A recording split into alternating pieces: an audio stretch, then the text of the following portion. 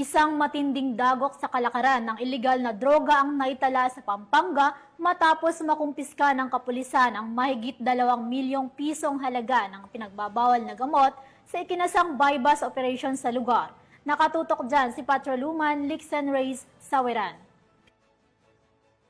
Higit 2 milyong halaga ng marijuana at marijuana-based products ang nasamsam sa isang buy-bust operation ng Mabalacat City Police Station sa ilalim ng pamumuno ni Police Colonel Eugene Marcelo, Officer in Charge ng Pampanga Police Provincial Office sa Barangay Bicol, Mabalacat City, Pampanga na nagresulta rin sa pagkakaaresto ng 3 high-value individuals. Kinilala ni Police Brigadier General Ponce Rogelio Peñones Jr., Regional Director ng Police Regional Office 3, ang mga naarestong sospek na sina alias Jek ng Barangay Bicol, Mabalacat City, alias Josh ng Barangay Dau, at alias Ana ng Barangay Balibago, Angeles City. Nasamsam mula sa kanila ang 2 kilo ng tuyong dahon ng marijuana na nagkakahalaga ng 240,000 pesos, 520 gramo ng ininalang kush na may halagang 858,000, 218 piraso ng marijuana-flavored vape cartridges na may standard drug price na 872,000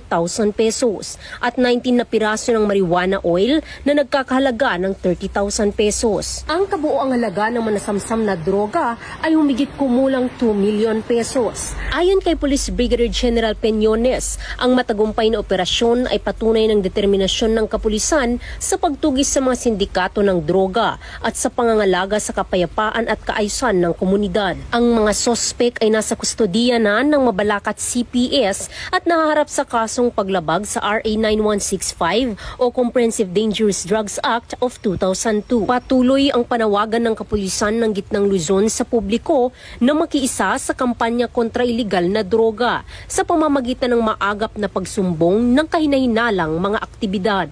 Mula dito sa Gitnang Luzon, ako ang inyong PNN correspondent, Patrolwoman Lixen Reyes Saweran, alagad ng batas, tagataguyod ng Balitang Pulis.